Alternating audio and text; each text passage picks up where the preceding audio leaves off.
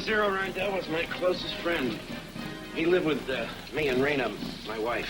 That sounds like a cozy arrangement, Mr. Zeno. Call me Gogi. Everybody does. Zero lived in his own section of the trailer. He was a loner. All clowns are.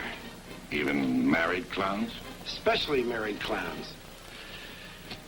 Rena's a spec girl. She rides Big Mamie in the Kick-'em. Rides Big Mamie in the Kick-'em? Rides an elephant in the finale. Oh.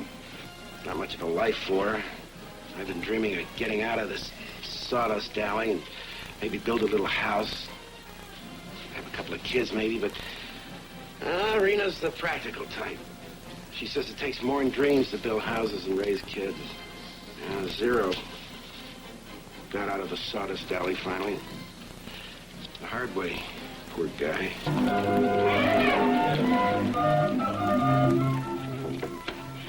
I still say it's an invasion of privacy. I'm sorry, Mrs. Zito. It's our job.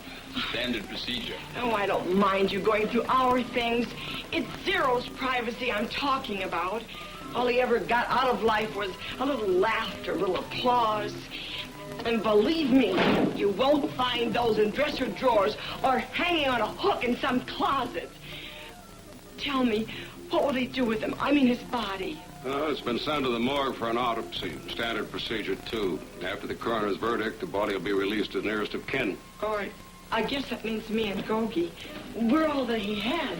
And it's up to us to see he has a proper funeral. You know something?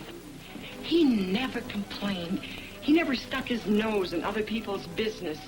And believe me, that is not par for the course in Sawdustville. You and your husband were very fond of him, weren't you? Fond of him? Oh, we love Zero. He was always good for a laugh. Or a couple of bucks, if you really needed them. You know something? My husband wanted out of this racket. But Zero could even sweet-talk him out of his half-baked dreams while having a happy home. You mean the little house someplace and a couple kids and... So he told you about that too, huh? Well, let me tell you something, Buster. Please do. Dreams are cheap in this racket, where the people line up twice a day at $1.50 a piece to buy them, and all the popcorn they can eat, with a Wild West show thrown in. And would you believe it? My husband couldn't understand all of this, and I couldn't take it. Oh, you wouldn't understand what I'm talking about. You weren't born on an elephant. No, I was born in a hospital. A little less orthodox, but it was really quite comfortable. You want to know something else? My old man was a barker, a front man, a spieler, and my mother was a spec girl. Oh, I don't know. Somehow it just gets in your blood. Well, we all seem to have had different beginnings, all right. But that's the whole problem. Why I'm telling you about us, how we feel inside. For instance, Zero started with a reptile act, charming pythons. He was just a little kid. Sometimes the snakes were even bigger than he was. How did he happen to become a clown? I guess you might say he just closed the lid on one part of his life and opened it on another. You mean he just put away the python and pulled out the powder puffs, huh? I guess you might put it that way. Mrs. Zito, do you have any idea who killed him? That's a pretty hard question. The 13th clown. But I'll tell you one thing. You'll never find out one thing about a guy by going through his drawers, his handkerchiefs, his socks. Well, it's a job we have to do, Mrs. Zito. It's never pleasant. I know. I've heard all that before. Standard procedure. Tell me, gentlemen, do you ever get the murderer? Well, we get our share. Well, I sure hope you find Zeros. You know, a thing like this kind of makes you wonder if you can even trust your best friend. Speaking of Zero's best friend, I better find Gogi. I'll bet he's getting loaded in some bar. But then who could blame him at a time like this? We'd better catch up with the captain. Oh, don't forget about the funeral. It should be a fancy one. Silver handles and flowers. The works. Of course, I suppose he'd just as soon be buried in a sawdust kimono. When we release the body to the next of kin, they'll have to make the decisions. Oh, but you can't. We pull up stakes tomorrow. We're moving up the coast. And we can't just leave Zero here alone. You can hardly take him with you, Mrs. Zito. I guess you're right. Like you said, standard procedure.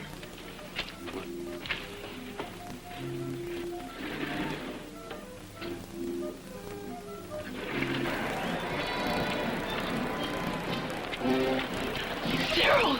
No! You're dead! You're dead! You're dead!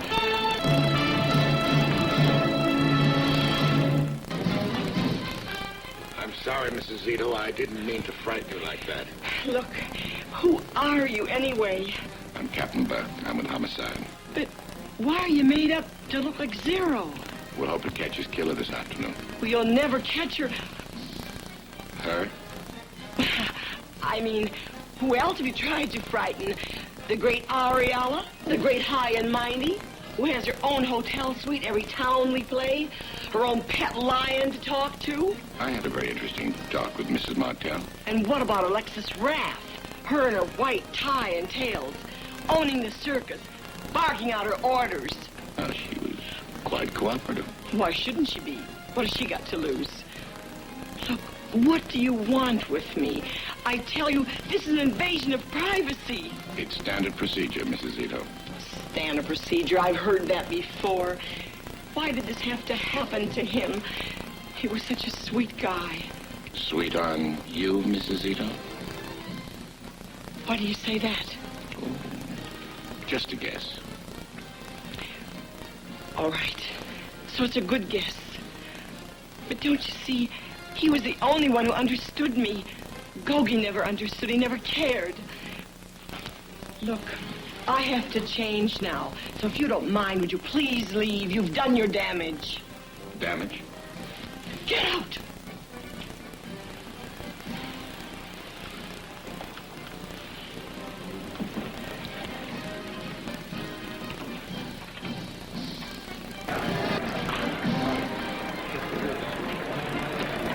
Zeno? Yeah? I'm Slacks. I'm replacing Rindo. The boss told me to report to you. Yeah. Yeah, well, okay, dive in. Belly down. I gotta get 12 more funny guys in this flavor.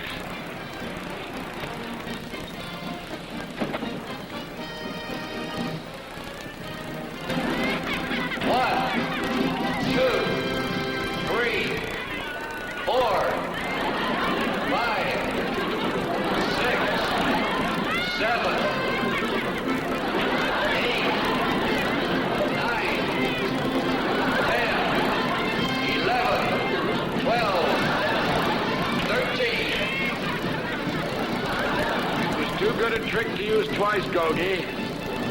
Thanks to a rubber spike Detective Tilson had up his sleeve.